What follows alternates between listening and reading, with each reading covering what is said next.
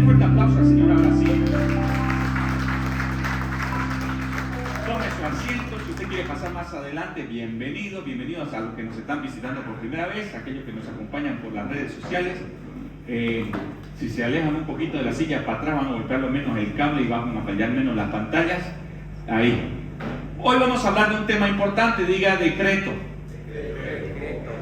Cuando uno viene a los caminos del Señor, uno se entera que la voluntad de Dios se cumple por sobre todas las cosas. Es una de las premisas fundamentales que como creyentes, cuando venimos a los pies del Señor Jesucristo por causa de un toque de su Espíritu Santo, tenemos que entender que su voluntad se cumple. Y su voluntad de Él es buena, diga buena. Es agradable. Y es perfecta. Muchas veces su voluntad no se alinea con mi voluntad. Porque yo llego a la iglesia con una medida de conocimiento, con una medida de dificultad, con una medida de experiencia en la vida, y llegamos a los caminos del Señor tratando de buscar una solución para nuestro problema. Yo no sé cuántos de ustedes han llegado a la iglesia por una necesidad, por un problema, pero en su gran mayoría todos llegamos aquí porque necesitamos auxilio. Y creemos y queremos que Dios se mueva en la inmediatez de la aflicción que va experimentando nuestra alma. Entonces queremos que Dios se apure, que se agilice, que lo cumpla, porque estoy cumpliendo, porque yo soy bueno, porque estoy obedeciendo, porque estoy tratando de comportarme como la Biblia dice que debo comportarme. Y para eso necesitamos entender y comprender que Dios cumple su soberana voluntad, quiera o no quiera usted, porque Él ya diseñó todas las cosas. Otra de las premisas fundamentales que usted tiene que saber es, como dice el salmista, que en su libro están escritos todos los días de cada uno de nosotros sin faltar uno de ellos. Entonces, la voluntad soberana de Dios es perfecta. ¿Por qué? Porque cumple el propósito que Él tenía diseñado desde antes de la fundación del mundo. Antes, desde que Beri haya llegado a este mundo, desde que Esteban haya llegado a este mundo, se haya subido a una bicicleta y se haya tirado tremendo porrazo y se haya esguinzado la clavícula, Dios ya lo había diseñado todo de antemano. Dios había propuesto en su corazón que todos los días que estamos transitando en nuestro caminar diario ya fueron establecidos y escritos por Dios.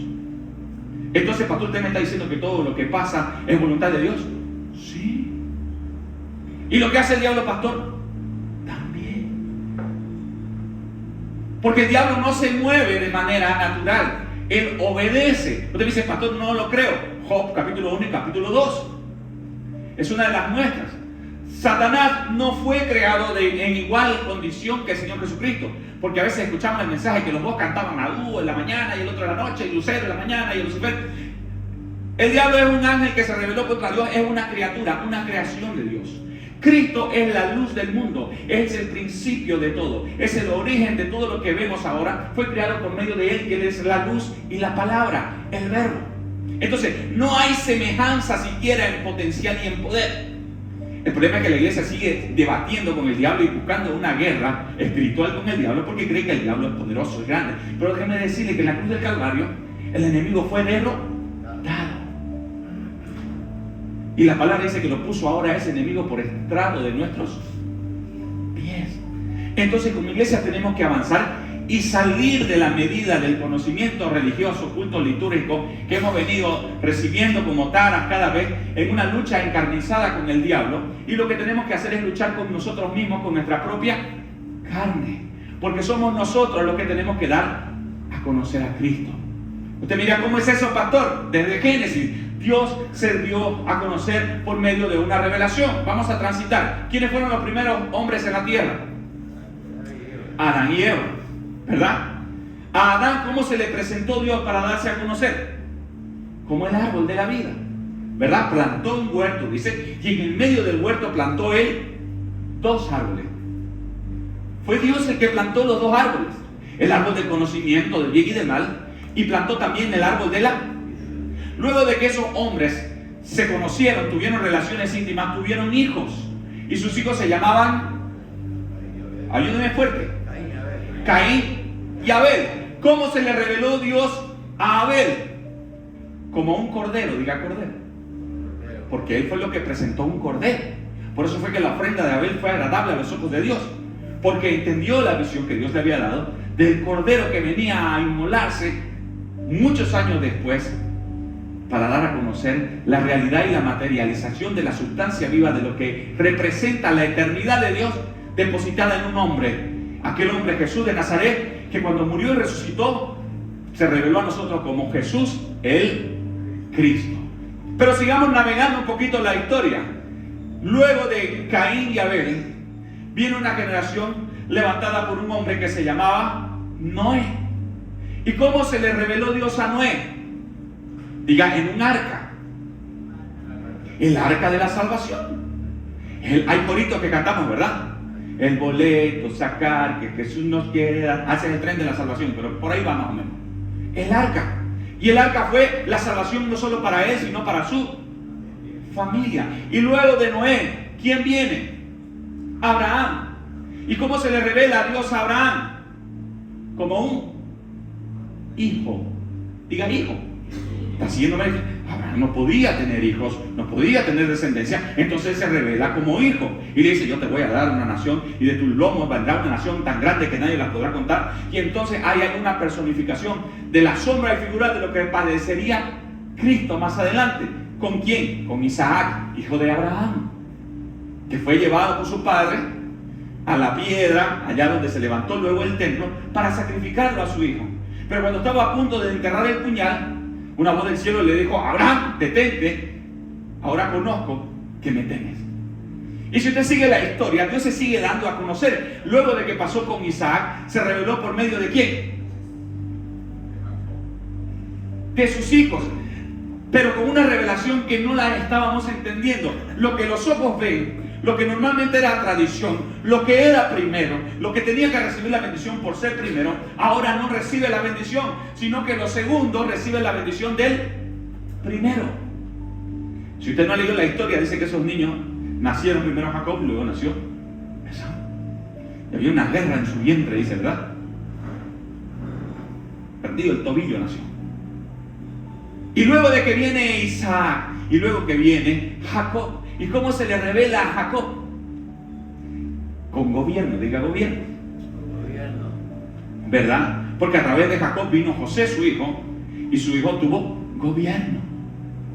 Y así te sigue mirando las escrituras, y Dios se fue dando a conocer de manera de sombra, a tal punto que llegamos entonces a leer los evangelios y encontramos el cumplimiento de la promesa de aquel varón que vendría y pisaría la cabeza a la serpiente, que está como el protoevangelio que se conoce en Génesis capítulo 3, versículo 15.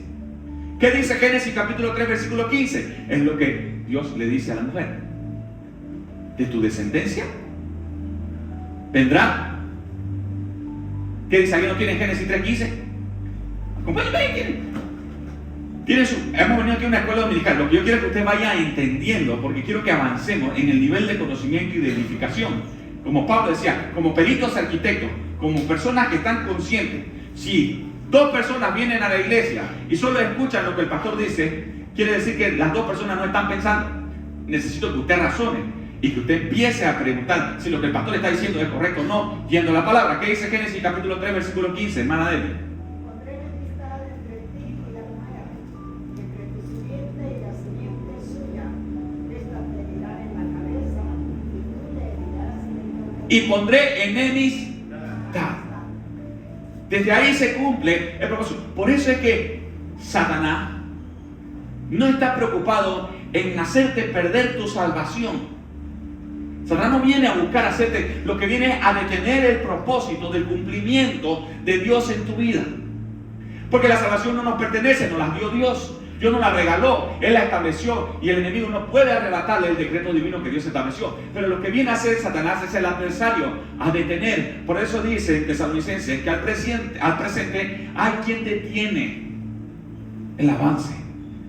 Y lo que hace el diablo es detenerte. ¿Cómo? Viniendo a la iglesia, queriendo escuchar lo que quieres escuchar como mensaje, queriendo que te prediquen del alma, queriendo que te hablen al corazón, queriendo transitar por mensajes que te puedan autoedificar el alma, la autoestima, y puedas seguir entonces en base a esas cápsulas, ¿verdad?, que te dan alegría, que te dan tranquilidad y que te autoengañan, para seguir transitando una vida conforme a tu propósito y no conforme al propósito de Dios. Bernardo decía, yo le decía al Señor, ¿qué quiere? Muéstrame. La idea de nosotros es mostrar a Cristo, amarnos los unos a los otros con una medida tal que demos a conocer a Dios por medio del amor que es en Cristo Jesús para nosotros. Si usted no ama a su hermano, a su prójimo, déjeme decirle que usted entonces no está avanzando en la medida del conocimiento de Cristo. No ha perdido su salvación, pero cuando llegue el día del tribunal de Cristo, cuando usted se presente ante Él, y Él entonces venga y le diga, ¿qué hiciste con los talentos que te di? Y usted le diga, es que lo enterré porque tuve miedo. Cuando uno lee la parábola de los talentos, uno piensa que a ese que tenía un talento Dios lo sacó y lo mandó al infierno, porque dice ahí es el lloro y el crujir de dientes. Pero cuando uno estudia un poco más acerca de la cultura del pueblo judío, dice, sáquenlo y échenlo a las tinieblas, Mateo capítulo 22, por ahí está la parábola, si usted la tiene. Y al final dice, y a este que tenía un talento, quítenselo y déselo al que tiene. Y a este saquen y échenlo en las tinieblas, donde es el lloro y el crujir de dientes. Hay una boda, nosotros vamos a prepararnos para la boda del Cordero. Si usted viene y presenta su talento y entonces usted está produciendo en el tribunal de Cristo, usted va a participar de las bodas del Cordero. Usted va a poder estar en la fiesta donde hay luz. ¿Qué pasó con los egipcios cuando estaban en Egipto, cuando vino la plaga de la oscuridad? Dice que la oscuridad anegó a todo el pueblo de Egipto, menos allá donde estaban en Gosén los de Israel. Allá ellos tenían luz, había luz en su casa, pero en todo el resto de Egipto había tinieblas. Usted no va a participar entonces de la boda del Cordero porque no está dando la medida. Cuando usted viene aquí a la iglesia, no viene a buscar redención para salvación, porque si usted ya vino aquí, ya es porque Dios lo trajo, porque lo selló con su espíritu, porque lo convenció de pecado, de justicia, de juicio, porque su Espíritu Santo está operando en usted. Cuando usted viene aquí a la iglesia, viene a buscar una medida de edificación y de conocimiento que le permita ser efectivo en el evangelio del reino aquí en la tierra.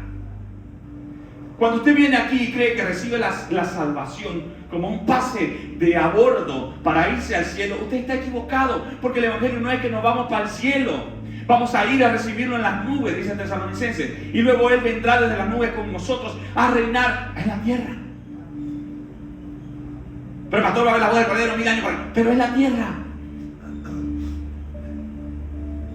El propósito eterno de Dios es darse a conocer. Desde Génesis hasta el Apocalipsis, el libro de Apocalipsis representa la revelación, Apocalipsis, la revelación del Cristo. ¿Por qué es importante leer Apocalipsis? Al principio nadie lo quiere leer porque aparecen las bestias, aparecen los cuernos, aparece Og y Magog, la guerra, la sangre, la altura del freno de los caballos. Es una literatura muy pesada. Pero cuando uno la lee con los ojos del Espíritu, descubre una verdad eterna. ¿Cuál es esa verdad, pastor? De que Cristo reina y que fue victorioso, y que lo que sucedió antes de la fundación del mundo hoy se cumplió en Apocalipsis. Y eso es lo que ve el apóstol Juan. Por eso el apóstol Juan en Patmos, allá exiliado, escribe esa carta para todo el pueblo judío que estaba siendo perseguido por Nerón. Por eso hay que estudiar un poquito de cultura. No es que usted agarre la Biblia, lea un versículo y lo interprete como usted quiere. Tiene que esforzarse, tiene que ser competente, tiene que indagar, tiene que inquirir como aquellos de Berea. Usted no puede agarrar un versículo bíblico y con eso irse a predicar si es que usted no entiende un poco. El anterior domingo hablábamos de que Alejandro Magno, en el periodo intertestamentario de Malaquías a Mateo, en esos 400 años hubo un hombre que fue el emperador llamado Alejandro Magno, y ese Dios lo usó de una manera u otra. ¿Para qué? Para establecer una lengua única, exclusiva, que era el griego koiné, que utilizaba Pablo para predicarle a los griegos, para predicarle a los gentiles, y para que ese evangelio que le reveló Dios allá en el tercer cielo, él no sabe si en el cuerpo o en el espíritu, pero le fueron dadas cosas inefables. Esas son las que nos permitieron, por medio de ese lenguaje que estableció Alejandro Magno, que hoy podamos conocer el evangelio y podamos tener ese biblión que tiene usted en su mano, porque esa Biblia es biblión, conjunto de libros. Y si usted quiere investigar un poco más de historia, ese biblión no fue que bajó del cielo, sino que hubo un concilio de católicos. El concilio de Trento es el concilio más conocido de todos. Han habido diferentes concilios, pero en ese concilio se determinó que el biblión ese iba a tener los 66 libros que hasta ahora nosotros conocemos. Entonces, volviendo, ¿por qué tengo que conocer un poco más de la cultura y de la historia? ¿Por qué Juan escribía así, con esas hipérboles, con esas redacciones que parecen un cuento, ¿verdad? Que parecen fantasía? Porque tenía que escribir el mensaje en códigos, diga códigos. para sus hermanos judíos, que ya conocían acerca de esos símbolos. ¿Cuáles símbolos, pastor? Hay unos, ¿verdad? Los querubines que tienen 4 caras, dice, ¿verdad? Cara de hombre, cara de león, cara de oso, cara de águila, ¿verdad? Y los judíos ya estaban familiarizados con esa información y no les caía como a nosotros, como un balde de agua fría, porque ellos ya habían escuchado, estudiado esa misma revelación que ya Dios le había dado a un hombre llamado Ezequiel. Esta es una escuela dominical, pero eso es un poquito más pesado, pero necesito que usted no se duerma y que lo intente entender porque tiene que avanzar. Entonces, ¿por qué el Apocalipsis es tan difícil de entender, pastor? Porque Juan se lo escribió a los juaninos, a los judíos que eran discípulos de él, que ya conocían sus cartas. El problema es que no podía escribir una carta acerca de Jesús el Cristo y la revelación victoriosa de él sobre todas las naciones, porque esas cartas no hubieran llegado al destino, porque Nerón en ese momento estaba persiguiendo y matando a todos aquellos que eran seguidores de Cristo. Estaba destruyendo el templo, estaba destruyendo toda la literatura que hablaba de un Cristo, de aquel Mesías. Por eso tenía que escribir los mensajes en una literatura tal que los que eran entendidos y conocidos en nomenclatura, en número, pudieran entender y decodificar el mensaje. Ahora, por la gracia de Dios, podemos entender que Apocalipsis a nosotros nos revela la victoria de Cristo sobre todo lo creado, sobre el mal, sobre aquellos hombres que se levantan como anticristo, contra todo lo que se llama Dios. Pero seguimos esperando como iglesia que se levante el anticristo. Estamos con Israel y el reloj de Dios esperando que se siente y que se construya el tercer templo para entonces ponernos a cuentas con Dios. Necio, hoy viene por tu alma. El anticristo ya operaba desde los tiempos de Jesús, en los tiempos de Pablo, en los tiempos de Juan. Por eso Juan en la primera carta y en la segunda y la tercera habla del anticristo. Y dice, entre nosotros hay muchos anticristos. El Señor Jesucristo encontró un anticristo que era Pedro en el momento cuando le dijo, apártate de mí, Satanás.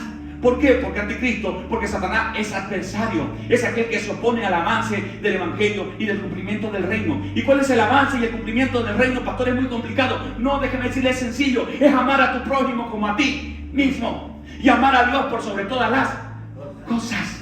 Ese es el evangelio. El tema es que lo complicamos y lo complicamos y lo complicamos. Y después ya no nos amamos. ¿Por qué? Porque en base a estas dos leyes fundamentales que Dios estableció como mandamiento, nos empezamos a pelear y empezamos a crear nuestra propia doctrina y nuestra propia teología. Entonces el amor queda afuera y lo que vuelve es un sparring bíblico, donde nosotros hablamos y predicamos. No, pero es que yo soy de Apolo. No, es que yo soy de Pablo. No, es que yo soy de Pedro. Claro, Pedro era más fanático, todos eran más fanáticos de Pedro, porque Pedro era uno de los 12 de Jesús. ¿Quién no quisiera ser discípulo de Pedro? ¡Wow! ¿Qué me importa Pablo? ¿Qué me importa a mí que se llamaba Apolo? Yo quiero ser de Pedro porque quiero escuchar las historias de lo que Jesús hacía. A ver, Pedrito, contanos en la intimidad, ¿qué hacía Jesús más? Pero la gracia y la misericordia de Dios permitió que en los libros esté escrito lo suficiente y necesario para que nosotros conozcamos la revelación de lo que Él quiere traer a esta humanidad. A la humanidad que Él escogió, a la humanidad que es Él. Una generación que opte voluntariamente por amarlo, por adorarlo, por elegir voluntariamente todos los días servirle y agradarle y buscar renunciar a mi ego, a mi orgullo para perdonar, para aquel que me estafó, perdonarlo, para aquel que me ofendió, perdonarlo, para aquel que me insultó, perdonarlo, y no solo perdonarlo, sino amarlo. Pero el problema es que somos difíciles de amar, pastor. El esposo se quejaba con el pastor porque le decía, pastor, mi esposa es difícil, no se deja amar. Claro, si nos miramos, cada uno viene con sus propias subjetividades de lo que ama, ¿verdad? Porque para que lo ame, me tiene que gustar. Entonces primero empezamos a mirar con los ojos de la carne y no con los ojos de la fe. Entonces con los ojos de la fe pudiéramos ver al Cristo que habita en usted, de tal manera que cuando yo veo a Cristo, lo veo a Frank, y cuando lo veo a Frank, lo veo a Cristo, de tal manera que no sé dónde empieza Cristo y termina Frank, ni dónde empieza Frank y termina Cristo. Pero como no lo puedo ver con los ojos de la fe para amarlo, para honrarlo, para tratarlo como a superior, que es lo que recomienda Pablo, lo miro con los ojos de la carne. Entonces no me gusta con barba, no me gusta gordito, y no me gusta que no habla mucho. Entonces prefiero no saludarlo, y entonces me cae gordo. Vos también, Sam. Entonces nos empezamos a caer gordos, ¿verdad? Ni nos hablamos, ni nos conocemos, ni cruzamos 2 o 3 palabras, pero ya nos caemos gordos. Ay, esa hermanita. El hermano que llega a 11:30 de la mañana y el sinvergüenza hasta adelante, tucum, tucum, tucum. ¿Por qué no tiene modales y se queda ahí atrás? ¿Por qué? Si está en la casa del Padre. En la casa del Padre hay libertad para que usted se siente, para que usted se pare, para que usted se levante. Porque necesitamos transicionar, diga, transicionar, ser hebreo, pasar de los cultos litúrgicos religiosos, de un modelo eclesiológico con el que crecimos, para que la revelación de Dios pueda manifestar una iglesia histórica en tiempo y materia. Me estoy adelantando, pero quiero que entiendan. Hay una iglesia ontológicamente celestial, que es la que Cristo formó cuando murió y resucitó. Esa iglesia es perfecta. Esa iglesia somos usted y yo. En la eternidad de Dios esa iglesia es perfecta. Esa iglesia está ahora con Cristo sentada en lugares celestiales, dice Efesios. Pero hay una iglesia histórica, diga histórica. Y esa es la iglesia que nos toca edificar ahora. Porque en Cristo estamos sentados con Él allá.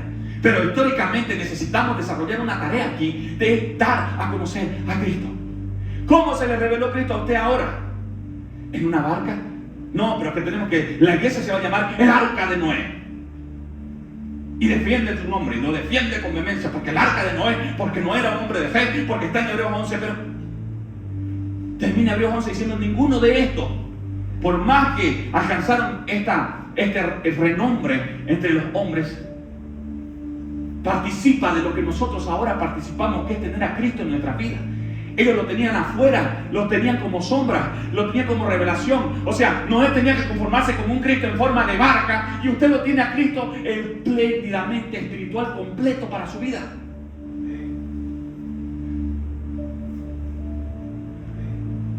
¿Me está siguiendo? Abel tenía que conformarse con un Cristo en forma de corderito, pero ahora nosotros lo vemos como un león, como alguien que vive, que ruge y que va delante de nosotros como poderoso gigante, peleando, declarando apertura de puertas, de tal manera que el mal, la enfermedad, el cáncer, la tribulación, el decreto que diga el gobierno que hay, a usted no lo afecta. Porque Dios está delante de usted, peleando por usted. Porque si usted se ocupa de las cosas del reino, dice que Él las trae todas las demás cosas como añadidura. Él se las pone. Si usted pelea para el reino, usted tiene disponibles los recursos del reino, están a su disposición. El problema es que usted quiere ocupar los recursos del reino para defender su propia postura teológica. Porque usted no acepta que sea así. Porque no acepta, hay que pagar un precio, pastor. Es que Dios murió por nosotros y para alcanzar la salvación tenemos que nosotros pagar. Él pagó el precio de la salvación. Por eso es que es una salvación tan grande, porque es difícil de adquirir, imposible para nosotros como hombres adquirir esa salvación. Por ende Él tuvo que entrar en la historia y participar y rescatarnos y salvarnos y comprarnos a precio de sangre. Y ahora que nos hizo salvos, nos hizo sus hijos, ahora pone en nosotros el deseo del querer y el hacer por su buena voluntad. De tal manera que un versículo antes dice: ocupaos en vuestra salvación con temor y temblor. Ocuparse, energía. Esa ocupación, esa energía no proviene de usted. No es que usted es demasiado bueno hoy, pastor, que estoy muy bueno ahora. Mire, ya yo puedo amar a mi prójimo. No proviene de usted. Eso proviene de adentro de usted, del Espíritu, que es el mismo Espíritu de Dios obrando en usted, produciendo en usted el querer a su hermano, el amar a su prójimo. Y esto no es de vosotros, dice Pablo, sino que es don de Dios. Si alguno dice: he alcanzado, mire que no caiga. El que crea estar firme, mire que no caiga. ¿Por qué? Porque todo lo bueno que hace usted no proviene de usted. Cuando dijeron maestro bueno, el Señor Jesucristo dijo: ¿por qué me llamas bueno? Aquí el único bueno de todo es mi Padre que está en los cielos. Pero usted viene a la iglesia y: pero pastor, ¿por qué Dios no me responde si yo soy bueno? Si creo que me estoy comportando bien. Es que no es usted el que se está comportando bien, es el Espíritu Santo produciendo obras de justicia en usted. Y la justicia en usted se personifica en obediencia, rendición, humillación, perdón y amor. No hay otro. Ese es fruto del Espíritu: amor, gozo, paz, paciencia, benignidad, mansedumbre, bondad, fe, templanza. Eso es lo que produce. Por eso necesitamos avanzar. Al anterior domingo hablábamos de dos términos que para nosotros ahora en el tiempo local nos causarían una incomodidad mental. ¿Por qué? Porque El evangelio que nos llegó a nosotros, el evangelio del reino, se desarrolló en medio de una cultura griega, diga cultura griega. Por eso es necesario entender esa cultura para entender qué era lo que Pablo quería manifestar y dar a conocer. Porque Pablo no era cualquier mojigato, no era cualquier peji. Era letrado, era formado, no era Pedro. Pedro mismo reconoce, Pablo escribe cosas que son difíciles de entender, pero léanlas porque están bien. Pero Pablo era una persona que había estudiado y que se formó y que Dios la utilizó y utilizó esa formación porque todas las cosas que nos pasan y nos suceden nos ayudan para bien. Por eso digo, lo que el diablo hace es que cuando el diablo me persigue, Dios permite esas situaciones para que usted se acerque a Él. Entonces, uno de esos términos griegos era la escole, de donde viene el término en inglés school, escuela. ¿Y qué era la escole? La diferencia entre el mundo actual que vivimos y el mundo griego, políticamente, para que usted lo entienda, es que era diferente a cómo vivimos ahora. El mundo griego, el mundo romano en ese entonces, que venía con una cultura heredada de Alejandro Magno, trabajaban de tal manera que todos trabajaban para uno y uno para todos, ¿verdad? ¿Han visto la película de los tres mosqueteros de D'Artagnan? Todos para uno y uno para todos. Entonces, en los griegos se tenían que dedicar a estudiar, porque si quería usted que su hijo sea un gobernante de esa polis, de ese pueblo griego, que era parte de una nación grande, en la cual todos los recursos de guerra estaban disponibles para atacar y conquistar y absorber cualquier cultura como parte de esa cultura griega, estaban a disposición de los gobernantes. Entonces, ¿qué hacían los padres? Lo metían a su hijo a la escuela, a la school, lo metían, le subvencionaban todo, reconocían que no eran capacitados, entonces lo mandaban a las escuelas, y las escuelas de ese tiempo eran la escuela filosófica Aristóteles, la escuela Anaximandro, Anaxímenes, Platón, Sócrates, solo sé que nada sé. Y también eso, aparte de dar literatura y filosofía, les hablaban de la guerra. Por eso era que se formaba, y Pablo tenía ese conocimiento. De tal manera que si usted quiere leer en Hechos capítulo 19, versículo 9, se lo leo, dice: Pablo se apartó de la sinagoga y discutía diariamente en la escuela de Tirano. Había un griego llamado Tirano con el que se discutía Pablo, y empezó a sacar a todos los judíos y a todos los que creían en el evangelio de esa escuela, de esa sinagoga que era conocida para los judíos. Acá era una escuela donde ellos iban. Entonces Pablo se discutía. Hechos capítulo 19, leanlo, el capítulo 19 es hermoso. Y entonces él se sale de ahí y discute, y tiene que poner su propia tienda, su propia casa, su propio cuarto, tiene que alquilarlo por 2 años, y él entonces fundar una escuela en la cual revelaba el reino. Pero para eso tenía que desmitificar todo lo que traían ellos, que los dioses del Olimpo, las guerras, el dualismo platónico, que lo bueno es espiritual, lo malo es etéreo, es corpóreo. Entonces él tenía que ir resolviendo ese comportamiento, y eso es lo que hemos heredado nosotros a través de las diferentes ramas religiosas que hay, a través del catolicismo. Mucha equivocación e información viene por esa cadena que tenemos, y como evangélicos cristianos que nos jactamos de tener la sana doctrina, hemos heredado tantas cosas torcidas por causa de falta de conocimiento. Uno de los hombres que cuando descubrió la Biblia, que estaba inaccesible para ninguno de los monaguillos, eso, el que planteó las tesis, 95 tesis, Martín Lutero. Ese leyó Romanos y dijo: wow, esto es por la fe, esto no se trata de obra, esto se trata de fe, de creer que Dios me escogió de antes de la fundación del mundo. Pero luego hay una desviación. Por eso hay que seguir buscando a Dios, porque si usted cree que ya sabe lo suficiente, déjeme decirle que usted no sabe nada todavía, y necesita seguir indagando de Dios, porque Dios se renueva cada mañana, sus misericordias son nuevas cada mañana. Usted no puede detenerse y dejar de conocer a Dios, porque Dios se revela de manera diaria, de manera espontánea, de manera nueva, a través de una habla, a través de un mensaje, a través de un hermano, a través de la necesidad, a través de la creación. Hoy nos habla por medio de su Hijo, que es Espíritu, y está en nosotros. Y otro término, entonces el padre, ¿qué hacía? Subvencionaba el estudio para que vengan a aprender, para que vengan a entender cómo funcionaba el gobierno, cómo es que se legislaba, cómo es que se gobernaba. Y había otro término que para nosotros ahora es despectivo, que es idiota. Diga idiota. Uy, duro, pastor.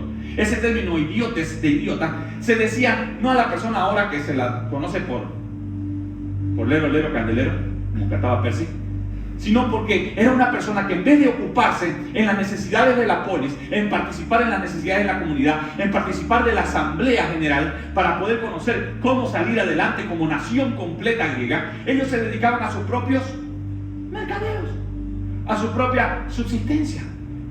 Ellos se dedicaban, no es que yo no me meto en los problemas políticos, yo vivo mi vida. Entonces a eso se lo conocía como idiotes. Entonces, estas personas que se las conocía como idiotes eran personas que eran más fáciles de dominar y de gobernar. Porque ellos no se metían, ellos aceptaban todo. Ese que cuando hay elecciones vota en blanco, le importa. Pastor se metió, hay que elegir. Pero ¿cuál es el candidato pastor? No, la revelación, elegimos gobernantes. Y necesitamos elegirlos con sabiduría. Pero antes de elegirlos, necesitamos exigirlos. Pero la iglesia, ¿dónde está? No, es que la iglesia no se mete en política, pastor. Porque cuando quiere salir un pastor para la política, ahí los mismos miembros de la iglesia son los que lo destruyen.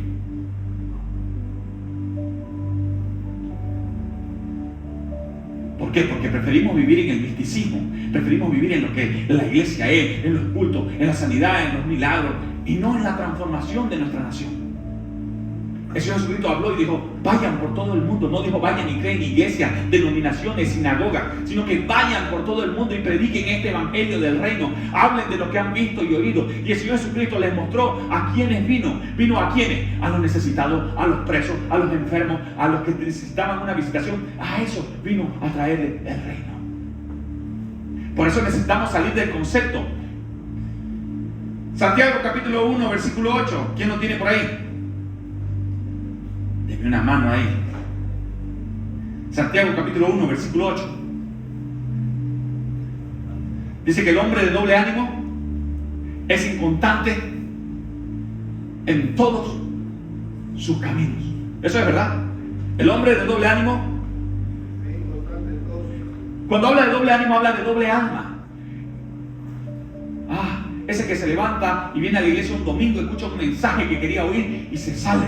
Y viene contento, y a la primer día después del domingo se le presenta una deuda, una suegra, se choca con un chino, con un micrero, pierde el espíritu, pierde la gloria, y entonces empieza su día para abajo.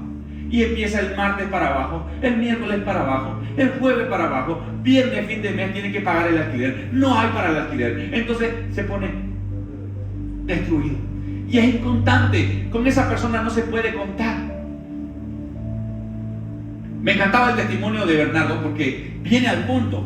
Dios anda buscando personas en la iglesia que no sean culpables. No, yo soy culpable, no. Que entiendan que han sido redimidos por Dios, que sean físicamente estables y que sean económicamente estables. ¿Para qué? Para que no vayan a tergiversar el evangelio, como decía Pedro, que lo vendían el evangelio, o no aparezca alguien como Simón a querer comprar el evangelio. Necesita personas que tengan la capacidad de demandar a Dios y de tener una suficiencia económica para no depender del evangelio, para no mercantilizarlo y no torcer la palabra. Pero preferimos vivir de los diezmos y de las ofrendas que paguen los hermanos. Así tenemos 2 camionetas, porque eso es lo que piensa el mundo. Pero al contrario de eso, Dios necesita personas que trabajen, que sean conscientes, que sean profesionales. ¿Sabe qué? Pablo, además de predicar el evangelio, pagaba, no con las ofrendas ni las ayudas que le mandaban las otras iglesias, sino que él hacía tiendas, camping, tiendas de campaña, y las vendía. Y con eso se solventaba el ministerio, porque él tenía una capacidad económica para subsistir. Por eso es que Dios busca líderes que sean estables económicamente, y él los bendice para que tengan y no tengan necesidad de echar mano de lo ajeno. Por eso es que usted necesita ser bendecido. Usted no va a poder prosperar como alguien que pueda ser perito arquitecto si ni siquiera puede gobernar sus finanzas. Usted dice, pastor, eso es duro, es difícil, porque no todos podemos llegar a ese nivel. Déjeme decirle que Dios lo estableció así. Dios lo estableció. No es el pastor Esteban, es Dios mismo. Si usted no le quiere creer a Dios, siga viviendo así. Pero a unos llamó para que sean apóstoles, a otros llamó para que sean. ¿Y cómo andaban los profetas en ese tiempo? El último profeta más grande que todos andaba con una ropa de cuero, haciéndose picar por los petos, comiendo miel silvestre. como va a venir el mensaje, que tenga aguante, que se lo chante. Pero él siguió predicando el evangelio así. Y a otro constituyó, ¿qué más? Evangelistas, maestros y pastores. ¿Para qué? Para perfeccionar a los santos. Por eso hay que aprenderlo todo el versículo completo. Para perfeccionar, para el catartismo, para poner el hueso en su lugar, para que pueda entonces sanar y crecer correctamente, no de una manera deforme. Ese perfeccionamiento es catartismo. ¿Qué pasa? Yo me quedaré, creo, en la clavícula, a pesar que la radiografía acá no dice que nada. Pero el doctor, ¿qué hace cuando hay una luxación, hay una fractura? ¿Qué hace? Lo tiene que poner el hueso orientado de tal manera que la sanidad y el rellenado de ese mismo hueso sea lo más perfecto posible, prolijo. Por eso es que hay ese ministerio, por eso es que ustedes son pastores, profetas. Pregúntese cuál es el ministerio, indague, inquiera para qué Dios lo llamó y qué don le dio, para que usted lo ejercite en el perfeccionamiento de los santos, para que usted lo comparta, para que usted lo ejercite amando a su prójimo, invitándolo, forzándolo a entrar, para que entre a la cena. Muchos son los llamados, dice la palabra, pero pocos los escogidos para esa gran cena, para aquellos que se presenten delante del Señor con sus talentos y le digan: Señor, este talento que me diste aquí lo puse, este talento que me diste para tocar la batería, Señor, aún con el brazo dolorido, estoy tocando, para que nadie me va a quitar ese privilegio de adorarte. Para ese que está enfermo y que tenía diagnósticos de muerte, siguen aquí creyendo que Dios tiene y hace su perfecta voluntad y la va a seguir cumpliendo hasta el último de los días, hasta que haya un último aliento y un último suspiro. Dios tiene el control y nada de lo que hagamos así nos pongamos en el piso a hacer berrinche como muchachos de 3 años cuando no le compran la pelota. La voluntad de Dios es agradable, perfecta y se va a cumplir. El día que nos caiga la monedita aquí y entendamos la soberanía de Dios, nuestra vida va a ser mucho más liviana. Entonces vamos a poder entender el mensaje que dice: venid, llevad mi yugo, porque ligera es mi carga, ¿verdad? Y fácil de llevarme. Entonces usted confía en que Dios tiene el control. Pero eso no quiere decir, pastor, que me echo al muere. No, porque Él produce que yo me ocupe de esa salvación ahora. Porque esa salvación no es que viene y cae en una tierra en donde van a venir las aves y se la van a comer, sino que tiene que caer en una buena tierra. De tal manera que yo me ocupo en esa salvación, en dar evidencias, en dar testimonio, en mostrar obras que se producen no porque yo quiero, sino porque la naturaleza ontológica de Dios, que es su espíritu vivificante, está en mí, me hace producir esas obras de justicia, por más mínimas que sean. Por más mínimas que sean. El agradecimiento, la honra, el cumplimiento de todas nuestras normativas legales, en todo donde estemos. Dios nos obliga y pone en nuestro corazón el deseo de creer y el hacer las cosas por su buena voluntad. Pero la iglesia tiene un problema. ¿Por qué? Porque es consumista. ¿Sabe lo que es consumista? ¿Sabe qué es consumista, verdad? Consume. Oiga, no conozco a nadie que no tenga el aparatito ese móvil y celular y no consuma contenido en redes sociales. Dice Efesios 6:12 que no tenemos lucha contra carne y sangre, sino contra potestades. ¿Qué más? Contra gobernadores de este siglo, contra huestes de maldad, contra principados que se mueven en las regiones. Esos archai, que es el nombre de esas potestades, o esos cosmocratos gobernantes, busquen los significados, siempre son importantes para entender lo que realmente quería mencionar Pablo. Una de las características del griego koiné no es que usted lo lee como una carta de amor, sino que una palabra tiene un significado completo, ejemplifica una idea, ejemplifica una verdad completa, profunda, que usted necesita entenderla. Por eso, cuando usted le ocupado de la salvación, no quiere decir que usted la puede perder, sino por causa de que usted no la puede perder, esa salvación produce en usted tanto el querer como el hacer por su buena voluntad. Entonces no es algo que usted puede renunciar, porque si Dios te trajo y te enseñó con su santo, usted no puede renunciar a esa salvación, porque no le pertenece. Pero esa salvación puede producir en usted, pero necesita ocuparse. ¿Qué pasa si usted no se ocupa? Entonces la iglesia histórica que está edificando aquí en la tierra, va a venir una nueva generación que en vez de tener planos arquitectónicos para edificar sobre lo que ya hemos venido edificando, van a volver nuevamente a derribar todo lo que se levantó y edificar nuevamente con rudimentos antiguos. Y volver otra vez a pelearnos si la salvación se pierde o no se pierde. A volver a pelearnos si el bautismo es necesario para ser salvo o no es necesario para ser salvo. A volvernos a pelear si la Santa Cena es comer el cuerpo y la sangre de Cristo o solamente es recordar su memoria. necesitamos avanzar. Y el problema es que como somos consumistas, en nuestros aparatitos de redes sociales, cada uno de nosotros, aquí si hacemos un muestreo, por lo menos tenemos en nuestro perfil de like unos 10 pastores distintos.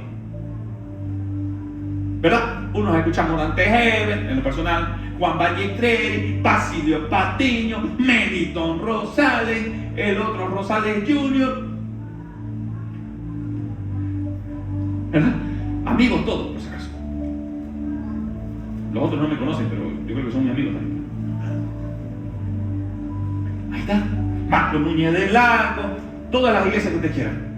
El Finao Batallano, el otro Finao que tenía su iglesia que se murió, ¿cómo se llamaba, Rico? No, que tenía su iglesia, Naín Villagómez, del Finao Jaime también, gracias mamá.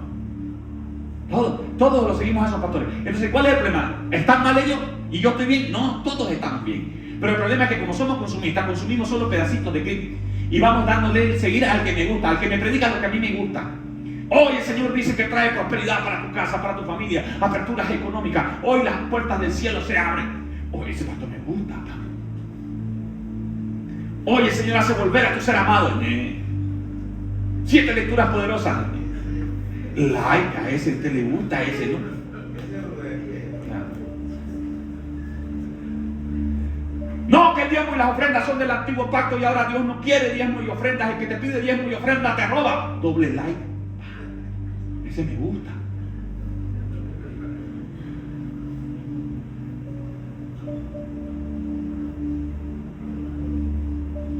¿Está alguno afligido entre vosotros? Venga a mí y beba. Oh, me gusta porque estoy afligido ahora. Quiero una prédica de liberación. Y en el grupo de WhatsApp, comparte este mensaje para que le llegue a 10 personas. Si no, Dios no te va a bendecir. Y usted me lo llena al WhatsApp de la iglesia con esos mensajes. ¿Por qué no me se los manda a los que no conocen de Dios? A ver, porque es más fácil serse cristiano entre medio de los cristianos, pues, ¿no? Claro, a uno le llegan los amén, comparte esto, ¡pum!, al grupo de WhatsApp de los cristianos. Oiga, de toditos lados nos llegan eso, no necesitamos más que nos mande por ahí. Mándenos usted un testimonio, usted que diga, oiga, pastor, ahora estaba caminando y encontré un necesitado y le di una ofrenda, ¿sabe qué? Dios me bendijo de sobreabundancia. Ahí me voy a gozar.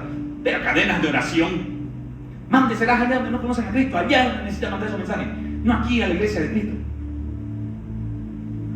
Ay, pastor, que usted es duro, porque necesitamos avanzar, si no vamos a ser niños y vamos a seguir ahí, que quiero un mensaje, no, ya está Dios en usted, la potencia completa de la creación, aquel verbo que creó todo, está en usted. Y todo lo que Dios diseñó para que se cumpla en su vida, se va a cumplir si usted lo cree. Pero que pastor, yo quiero una sanidad, yo prefiero la sanidad que otra. Dios es soberano y Él hace como Él quiere.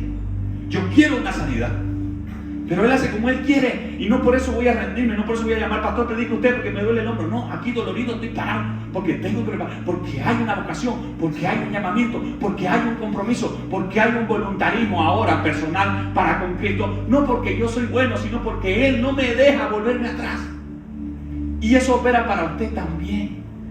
Pero dejemos, pastor, entonces quiere que no consuma TikTok, no, consúmalo, pero entienda que usted necesita tener una formación. Usted no es maceta ni florero como el que trae Bernardo todos los domingos, que va y se lo lleva y le mete otra planta y lo vuelve a traer.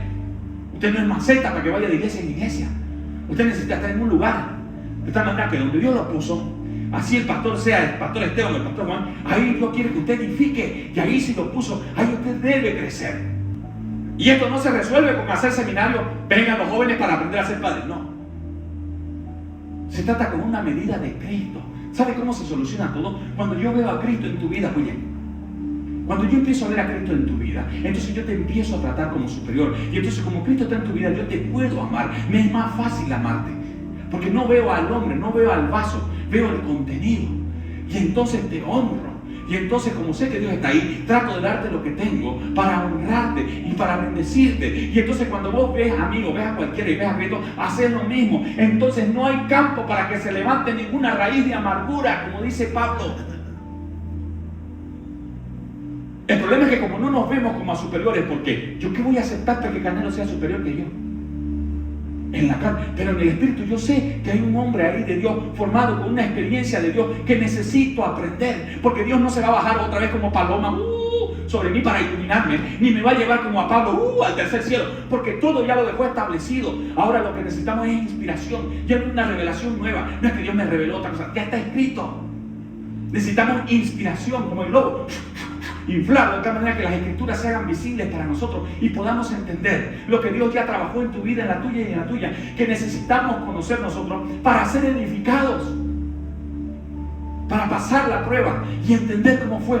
Hoy Bernardo nos compartió un testimonio hermoso y dijo que ahora tiene harto trabajo, tanto que se compró una Biblia hermosa Thompson, que es carísima, que de allá la vi, Bernardo, buena, felicidades, una letra un poquito más grande para encontrar. Aquí estaba patinando el pobre Bernardo en el último versículo, pero buena la Biblia, Bernardo, buena. Eso. Pero él dio un testimonio, el que lo agarró el rema de su testimonio sabe que Dios es proveedor, Bernardo, ¿verdad o no? Él suple las necesidades, las suple.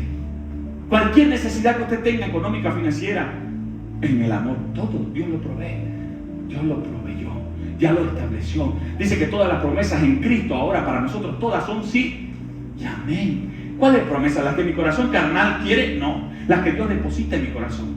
Por eso Pablo le decía a Timoteo, yo deseo que seas prosperado en todo, así como prospera tu alma. No esa alma de doble ánimo de Santiago capítulo 1 versículo 8, sino un alma que está fundamentada en Cristo, que tiene conocimiento y que a pesar de que ahora las cosas pueden parecer difíciles, como en la isla de Malta, cuando Pablo, luego de ser naufragado en un Euroclidón, llega hasta esa isla de Malta y le dice a todos, tranquilos, aquí nadie va a perecer. A diferencia de Jonás, ¿verdad? Que el pastor predicó de Jonás el anterior domingo. ¿Vino o no vino? Seguro estaba en la barriga de un pez, por eso no vino. Pero hoy ya lo vomitaron aquí. Ese es Jonás. Y para salvarse los otros, ¿qué tuvieron que hacer? Y el pastor dijo algo hermoso, porque por causa hasta de esa situación, porque todas las cosas ayudan a bien, por causa de botarlo a Jonás, ellos se arrepintieron y conocieron y adoraron a un Dios que ellos no conocían, porque antes ya le habían rezado a todo lo que podían, a la Pachamama, no decimos nada, a todo lo que, pero no pasaba nada. Pero cuando lo echaron a Jonás, el mar se aquietó, entonces ellos adoraron a Dios. Pero ahora con Pablo, en el nuevo pacto donde Cristo está en nosotros, ¿verdad? Pablo dice, tranquilo, del agua no pasamos. Y llegaron encima de unas petacas, maletas, seguro, encima de unas tablas, todos como llegaron, pero naufragados, pero llegaron vivos a la isla. Y luego Pablo, que estaba sacando unas maderas para hacer una fogata, dice que lo mordió una mamba negra, no dice la Biblia, pero de la región esas más o menos son. Que los lugareños dijeron, wow, ahora en isla se muere este campo. Pero ¿qué hizo Pablo? Agarró la piedra y la sacudió y la puso en el fuego. Y ahí se cumple la profecía de Isaías, aunque pases por las aguas, no te anegarán. ¿Verdad? No te ahogarás. Aunque pases por los ríos, no te anegarán. Aunque pases por el fuego, la llama no arderá en ti. Porque has puesto a Dios, que es tu esperanza, al Altísimo por tu habitación. No te sobrevendrá mal. No sé si viene por ahí, pero es parte de la Biblia. Ni plaga tocará tu morada. ¿Qué más sigue? Hollarás al cachorro de león y al dragón. Por cuanto a mí has puesto. ¿Qué cosa?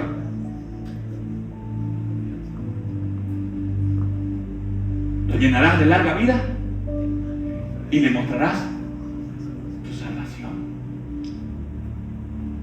Diga si no es hermoso. Ahora, cuando uno entiende esa lectura, cuando uno entiende lo que Dios está haciendo, entonces uno sabe en quién ha caído y en quién ha creído. Isaías 45, versículo 7. No quiero dejar de leer este verso bíblico. Isaías 45, 7. Quiero que usted lo entienda, porque esto le pone el cherry a la torta para que usted deje de estar peleándose con el diablo y empiece a pelearse con usted.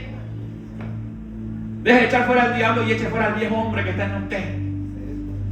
Isaías 45, 7. Alguien, por favor, que lo lea fuerte y claro. Que formó la luz y creó las tinieblas, que hago la paz y creó la adversidad. Yo, Jehová, soy el que hago todo esto. Lo voy a leer. Yo, dice, formo la luz y creo las tinieblas, hago la paz y creo la adversidad. Yo, Jehová, soy el que hace todo esto. Todo está en las manos de Dios. Si usted cree que el diablo está operando de una manera desmedida en contra de usted, déjeme decirle que el diablo está sometido a Dios. Él declara las tinieblas, Él crea la luz. Por eso en Génesis capítulo 1, versículo 2, y estas tinieblas estaban sobre la faz del abismo. No es porque había una destrucción preadámica, ni nada de todo eso. Es porque Dios lo había establecido como un modelo creativo paso a paso. Génesis capítulo 1 es un modelo creativo a nivel celestial. Génesis capítulo 2 es la descripción para que nosotros podamos entender esa creación celestial hecha visible para nosotros. Yo creo no es otra cosa, pastores, que las tinieblas, la oscuridad son ausencia. Él lo permite. Porque antes de manifestar a Cristo, dijo, sea la luz, antes de que creen las lumbreras en el día 4, había tinieblas. Y Él estaba en las tinieblas porque Él creaba las tinieblas. Entonces, nada se sale del control de Dios, absolutamente nada. Lo que usted está pasando con la carga, con la aflicción que usted vino hoy, acarreado, corriendo a buscar una explicación, una solución, una libertad, Dios tiene el control. Y Dios lo estableció así, y es su soberana voluntad que así suceda. Ahora, que usted se salga del control de Dios y empiece a sufrir consecuencias por desobediente, también es parte de la voluntad de Dios. Porque todo eso nos trae a su presencia. ¿Por qué Dios le dio la ley al pueblo que se reservó como nación, como Israel? Porque la ley era Cristo. Pero como ellos no podían verlo a Cristo como persona, tenían que conocerlo, producto del aprendizaje de normas y de leyes, que era para lo que les daba su cerebro. Perdónenme que les hable así, pero ellos venían de ser esclavos 400 años. No sabían nada más que coser ladrillo. Desde que nacían hasta que morían, lo único que hacían era coser ladrillo y ser carretilleros los egipcios. No les daba para otra cosa. A una persona que sale de una esclavitud con taras de 400 años, que no tiene una formación de Dios y que por lo único que sobreviven es por la gracia de Dios, de las historias de los padres, déjeme decirle que es una nación difícil a la cual Dios se les podía presentar y decirle, yo soy el Mesías, porque no lo iban a reconocer. Entonces tuvo que darle las leyes. ¿Por qué? Porque ellos estaban familiarizados en obedecer. Otra persona que marcó la diferencia fue el centurión romano, allá en el Nuevo Pacto, que el Señor le dijo, ¿qué pasó? Tengo a mi criado enfermo, vamos a tu casa. No es necesario que vayas a mi casa, solo di la palabra, porque yo soy hombre bajo autoridad y tengo soldados bajo mi autoridad. Y si le digo a mi soldado, ve allá, este va y obedece. Y si le digo a este otro, ven y viene, porque me obedece y reconoce mi autoridad. Y yo reconozco que tiene autoridad, solo di la palabra. Y dice que el Señor Jesús declaró y se maravilló de la fe. Ni aún en Israel he hallado tanta fe como en este centurión romano, al que ustedes aborrecen. Y aconteció que cuando llegó a su casa, ese muchacho fue sano en aquella misma hora en la que declaró que si Dios declaraba la palabra sería hecho. Ese nivel de fe y de confianza necesitamos desarrollar. Pero para poder crecer en ese nivel de esperanza, de confianza y de tranquilidad, necesitamos despojarnos de las taras que nos persiguen. Todas esas perseguidoras que tenemos, litúrgicas, religiosas, culticas, que nos sacan de la presencia de Dios. Queremos milagros, pastor, queremos sanidades, queremos que Dios nos sane, que restaure nuestros hogares, nuestros matrimonios, que lo deshicimos con conciencia. Pero Dios lo estableció y lo permitió para que usted ahora ame y empiece a pedir perdón. Y entonces haya una correcta transformación de usted, para que puedan ver a usted a Cristo, en usted a Cristo. Y en esa situación catastrófica puede haber un cambio para usted y para los que lo rodean.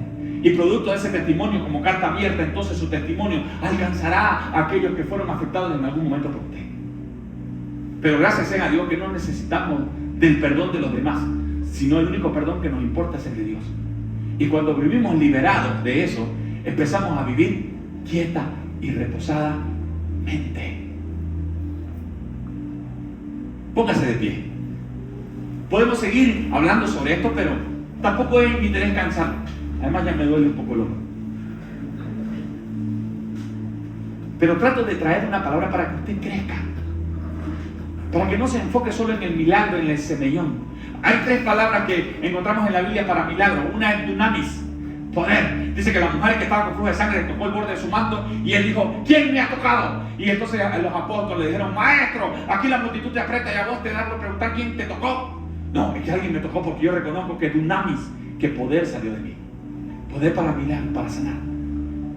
Dios sigue haciendo milagros ahora, pero conforme a su soberana voluntad. como Él lo estableció. Yo no compro el milagro de Dios.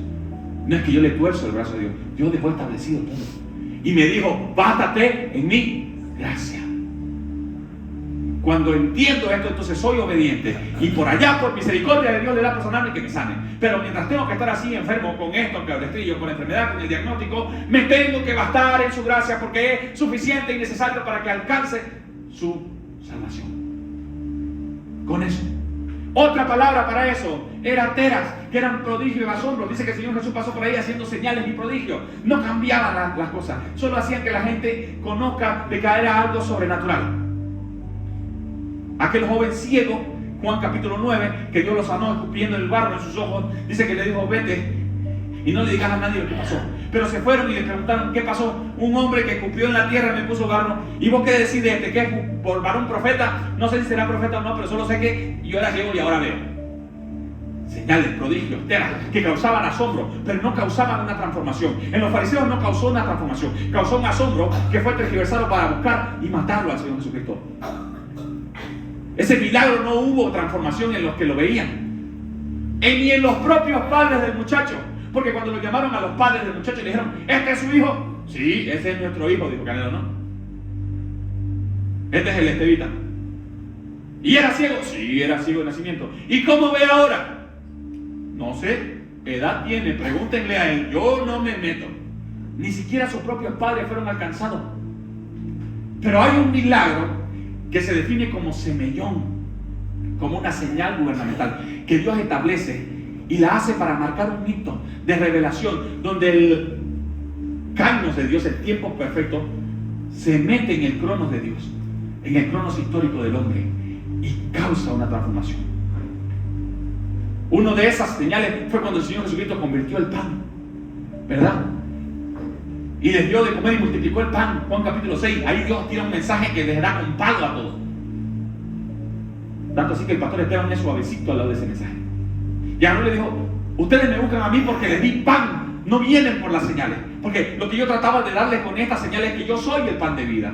Yo soy, venid a mí, yo soy el pan de vida. Yo soy el alimento, el sustento necesario que usted necesita. No necesita ir a buscar perfumadas poderosas. No necesita ir a buscar psicólogos, psiquiatras. No estoy diciendo que las profesiones esas no sirven. Hay veces que las necesitamos. Pero en Cristo hay solución para todo lo que hay en nosotros. Si el alma de nosotros está afligida, pongan vuestras aflicciones en Cristo, dice la palabra. Porque Él va a traer una señal, un semillón. Que esa señal va a causar un hito histórico, trascendental, de tal manera que nadie va a poder negar la evidencia y la eficacia del poder de Dios en tu vida. Y todos estamos capacitados para eso. Solo necesitamos creer. Porque para el que cree, dice la palabra, todo le es. Levante una de sus manos. Usted que puede, levante las dos, si quiere. Pero demos gracias a Dios, porque Dios es bueno. ¿Cuántos dicen que Dios es bueno? Amén. Todo el tiempo, ¿verdad? Y todo el tiempo Dios es bueno. Porque para siempre es su misericordia. Porque se renuevan cada mañana sus gracias para con nosotros. De tal manera que su amor para con nosotros fue incondicional, es incondicional y seguirá siendo incondicional.